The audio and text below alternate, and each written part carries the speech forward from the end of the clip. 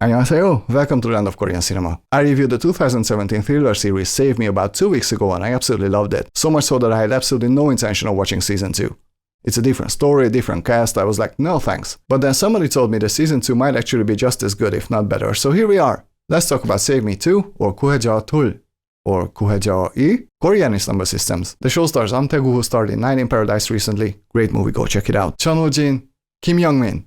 Haven't seen him in a while, go watch The World of the Merit, he stars in it and it's incredible. Esom, who played in Taxi Driver recently, and Jae-yoon. He gave his best performance in the original series, here he plays a totally different character. A small town is about to be submerged in water because the government is constructing a dam nearby. A semi-mysterious man shows up in town helping the residents triple their compensation money. Little do they know that it's actually the money he wants. He builds a church in the town and he manipulates the residents to the point where they become blind believers. But there is someone he can't control. The original series was one of the best shows I've ever seen. It had a very profound impact on me. And it still does actually.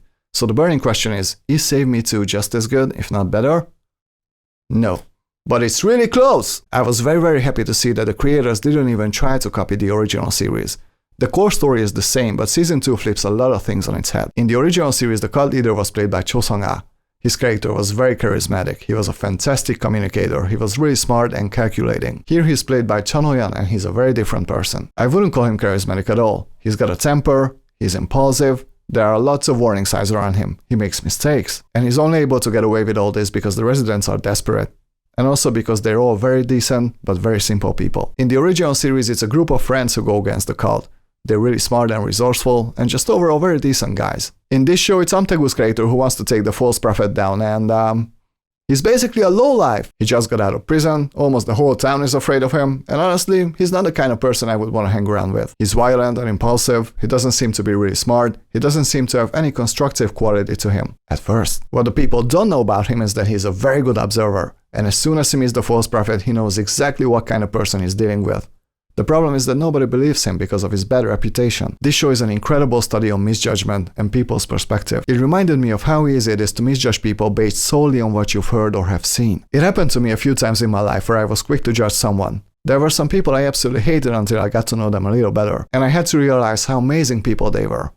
Probably we really shouldn't judge anyone, because most likely we're wrong. And just like the first series, Save Me 2 also shows the dangers of blind faith and its catastrophic consequences. In this department, there are two things this show does better than the first one. One is that it shows how a cult is born.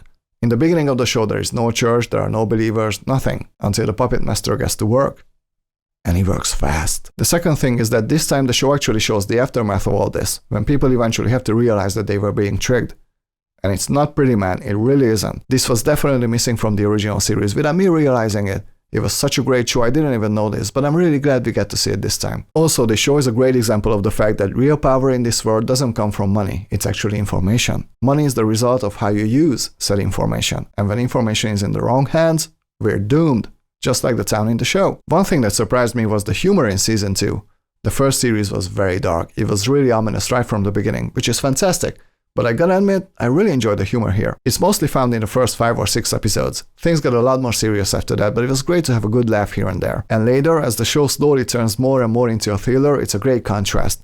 And since it's a gradual change, it feels very natural. And it gets really scary sometimes, just like the original series. Once again, it's the behavior of the people who are blinded by this nonsense they call faith. I really didn't expect that the show's gonna be able to replicate the exact same atmosphere as the first one, but it did. It takes more time to get there, but when it happens, it's all the more powerful. To me, this is real horror. People are a lot scarier than any kind of monster. Of course, the performances are really strong, especially Tae-goo, who was amazing in this. By the end, his character gets so layered and we get to see the true nature of him, and deep down inside, he's a very decent guy who just happened to live a very troubled life. Tae-goo. Pay attention to him. Also, he has the coolest voice ever. I have to mention Jae-yoon because I seriously think he gave his best performance ever in the first series as one of the main villains. He plays a cop this time. His role is significantly smaller this time. He doesn't have that much to work with, but I really enjoyed his character arc. And there's a scene right at the end where you're gonna be laughing your ass off if you saw season 1. It's a little tie into the original series and it was hilarious. Now, one thing I didn't like was the title. I mean, in the original series, Saeji's character literally had to be saved, so the title was very fitting. Here, not so much. If anything, it's the whole town that needs to be saved. Also, Kim Young-min's character is probably the most interesting one. He's a genuine priest, but the cult leader uses him as a puppet, so he gets more and more conflicted as he learns more and more about the leader. But by the end of the show, his character changes drastically. Now here's the thing. I think that this is the best performance I've ever seen from Kim Young-min. He was incredible. Thanks to the writing, he's able to show his whole range as an actor, and my god, was he amazing. But I also think that the change in his character doesn't really make sense. It would, if it had been set up better. But it isn't. And it's so weird, because like I said, his performance was fantastic, and it did produce some incredible scenes and sequences. But I kept having this thought in my head that this really doesn't make sense. But it was the first 5 episodes I had the most trouble with. There are 10, 12 residents who are almost main characters. They appear a lot in the show. And since there are so many characters, it's not only the storytelling that gets scattered, but the story itself too. In fact, I didn't feel like there was a coherent story here at all. The first series was very straightforward. It never wasted any time. Here I felt like I was wasting my time for 5 episodes. It was only later that I realized how important those episodes were. Because this show is really about those people, and we have to know them. And it takes time. And man, did I struggle with it. But overall, Save Me 2 is surprisingly strong.